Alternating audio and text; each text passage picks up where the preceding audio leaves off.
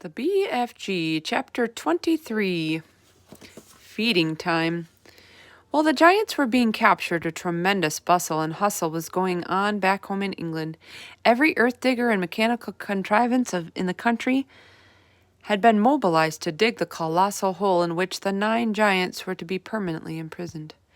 10,000 men and 10,000 machines worked ceaselessly through the night until powerful arc lights, and the massive task was completely, only just in time. The hole itself was about twice the size of a football field and 500 feet deep. The walls were perpendicular, and engineers had calculated that there was no way a giant could escape once he was put in. Even if all 9 giants were to stand on each other's shoulders, the topmost giant would still be 50 feet from the top of the hole. The 9 giant-carrying helicopters hovered over the massive pit. The giants, one by one, were lowered to the floor. But they were still trussed up, and now came the tricky business of releasing them from their bonds. Nobody wanted to go down and do this, because the moment a giant was freed, he would sure to turn on the wretched person who had freed him and gobble them up. As usual, the BFG had the answer. I has told you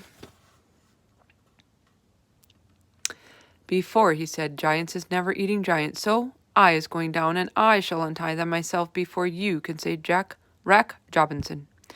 With thousands of fascinated spectators, including the Queen, peering down into the pit, the BFG was lowered on a rope. One by one, he released the giants. They stood up, stretched their stiffened limbs, and started leaping about in fury. "Why is they putting us down here in this grub sludging hole?" they shouted at the BFG. "Because you is guzzling human beings," the BFG answered. "I is always warning you not to do it, and you has never taken the titchiest bit of notice." "In that case," the flesh lump eater bellowed, "I think we is guzzling you instead." The BFG grabbed the dangling rope and was hoisted out of the pit just in time. The great bulging sack he had brought back with him from the giant country laid at the top of the pit.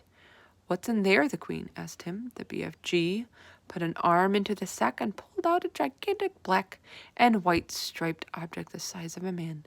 "Snozcumbers," he cried.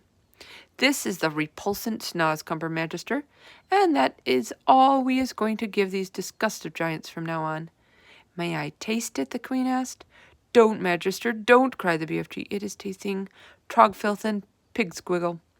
With that, he tossed the Snozcumber down to the giants below. "There's your supper," he shouted. "Have a munch on that." He fished out more Snozcumbers from the sack and threw them down. The giants below howled and cursed. The BFG laughed. "It serves them right, left and center," he said. "What will we feed them on when the Snozcumbers are all used up?" the Queen asked them. "They is never being used up, Magister," the BFG answered, smiling.